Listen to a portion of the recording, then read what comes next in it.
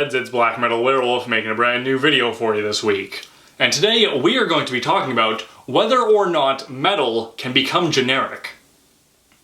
So the idea for this video came to me the other night before I started work. So every night while I'm at work, pretty much all I do is either listen to the Howard Stern Show or the Joe Rogan Experience. And so before I kind of got that going, I was getting myself set up to do my job, I was just listening to the boring, bland elevator pop music that plays over the radio at work. And I was just thinking to myself, my God, like all pop music is just this bland, gray blob of generic shit. And I also thought, that those same statements could be said for an awful lot of rock music and an awful lot of country music. But then, as I was just kind of going through these ideas in my head, I also started thinking that, a lot of people who don't like metal say the exact same thing. Because when you think about it, what do people who don't like metal say? They all say the same thing, that metal is nothing but people screaming and that's all it is. And that's a relatively generic thing to say about an entire genre of music. But then I started thinking, could metal indeed become a generic gray blob of a mess of a music? So let's talk about that. So I obviously want to start off this video by saying that I obviously don't think that metal is generic. Personally, I think to make metal music, you have to have a relatively creative and intelligent mind to be able to make it. Not just to play the instruments and to put the songs together, which is a whole experience in and of itself. That's not an easy thing to do, to be able to make music. But just the fact that there are so many different types of metal and so many different bands, and they all are trying to make their own unique sound, that the idea that it can become just some amorphous, generic blob, right now I don't feel that that is happening. However, after kind of doing a bit of research into this subject, I do kind of think that it's like record companies have attempted to make it generic in the past. And the reason why I think that is because when I thought about it, and I think about like generic metal, I immediately thought of hair/glam metal. Now, as much as I dislike hair and glam metal, I do have to say that when it first came out, it must have been a relatively revolutionary thing, before that there were bands like Judas Priest and Iron Maiden and Black Sabbath, and they were all relatively dark and had some pretty unique things going on. But then came hair metal, which was a bit more upbeat and had like a more of a girly aesthetic to it. So when it first came out, it must have been a relatively different and exciting thing. Be that a good or a bad thing, it's up to the listener to decide in their own mind whether they like it or not. But after record companies realized that they could make so much money off of glam metal, they definitely tried to, essentially, the way I view it, is create boy band metal bands, which was a lot of these generic copy and paste hair metal bands that the record companies realized they could just crank out the same boring bullshit, make songs about girls and drugs and all the regular hair metal staples, and that people just continually buy it.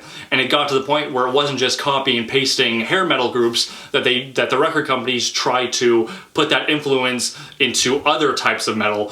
For example, thrash metal, like in the 80s when record companies were forcing thrash metal bands to put power ballads on their records. And a lot of thrash metal bands now will look back at what they did like, we never should have fucking done that. It was record company pressure because they were trying to make us like hair metal because they thought it would sell more records. So I do believe that attempts have been made to make metal generic and boring, just it never seems to stick. And it's like an outside source trying to force it onto the music itself. And obviously when it comes to things like that, like I've said in my past videos, a lot of times business and art do not mix very well together. And that causes things like record companies trying to force bands to do things that they really don't want to do artistically. It ends up destroying the bands, everyone breaks up, everyone hates each other because some people might just want to be in it for the money, where other people are like, no, this is my artistic integrity we're talking about. And it just doesn't work. And just viewing it from my perspective, it doesn't seem like it ever has. So that's kind of like an outside force trying to grab the music and turn it into a generic mess.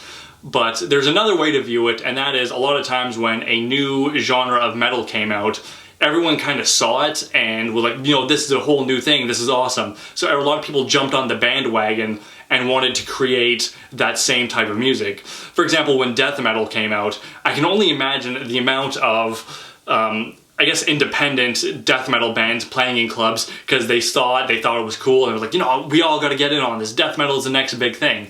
Next thing you know, every club and a small venue is just filled with generic death metal bands trying to be like Death or Cannibal Corpse.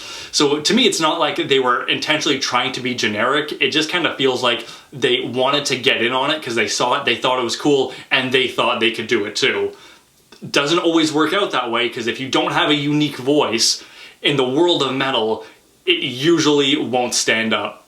You know, why would I listen to a second tier ripoff of Death or Cannibal Corpse when I can listen to Death or Cannibal Corpse, right? So I feel like a lot of metalheads just don't tolerate that kind of crap. They're like, okay, here's someone with a voice and an inspiration and a talent, and these are the people who are clearly just trying to get in on the fad, right?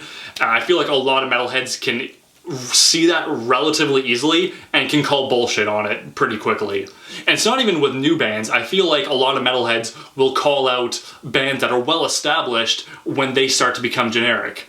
For example, a really good example of that is Amon Amarth. Now, I love Amon Amarth, but as much as I love them, it can't be helped but notice that it's getting to the point where it feels like they're just doing the exact same thing over and over and over again. And an awful lot of fans, and not even just fans, but people who don't like the band, call them out on it quite often, saying, can you do something different, because you're just kind of spinning the same wheel over and over again. So I guess when it comes to the whole generic metal thing, it kind of seems like there are internal and external forces that can kind of lead to attempts at making metal generic, but the way the fans and the true artists are, they won't let it stick. But now let's go down a hypothetical Twilight Zone-esque scenario where metal becomes generic, that internal and external forces essentially turn the whole genre and all subgenres of metal into a gray, amorphous, generic, bland noise that is now getting played on radios, and it's getting mainstream attention because it's just so bland and generic. I feel that if that were to happen, that the industry for metal would essentially collapse. A lot of fans would see what's happening to it and immediately just call bullshit on it and just say, I'm not wasting my money on t-shirts, posters, concerts, CDs, and just say, fuck this, I'm not wasting my money on this crap anymore. Sure, I'm sure there would be some diehard fans who would try to cling on to it as much as they could and just hold on to bands like Metallica and Iron Maiden and whatever, and it's like, yeah, they're still good, but I think the majority of metalheads would just kind of be like, fuck this, we're not doing this anymore.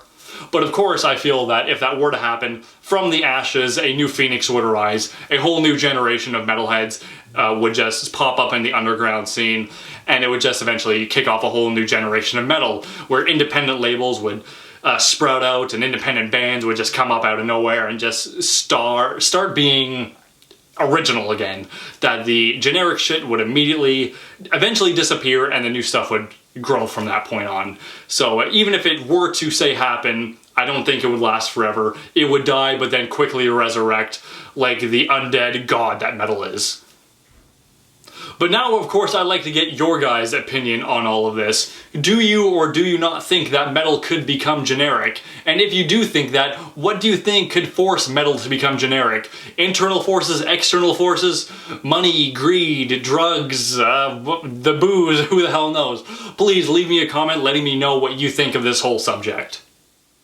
So, like my past videos, I either do an album recommendation or an album warning, and today is another recommendation. The artist is Lindsay Schoolcraft, the album is Martyr.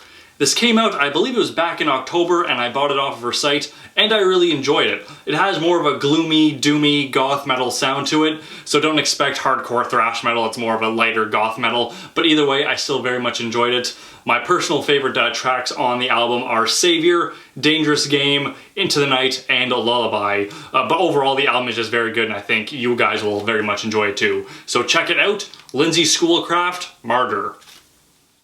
So that's it for today's video. If you like what you saw, don't forget to like and subscribe, leave me a comment letting me know what you thought of today's video, checking out some of my past videos, and sharing them with a few of your friends while you're at it. If you want to keep up with me on a more daily basis, you can follow me on Facebook and on Instagram. I also have a P.O. box open. All of that info is down in the description. I also have a handful of my Halloween patches left for sale, so if you'd like to get your very own, you can click right over here. There's also a link down in the description. Overall, thank you very much for watching, guys, and don't forget to stay brutal.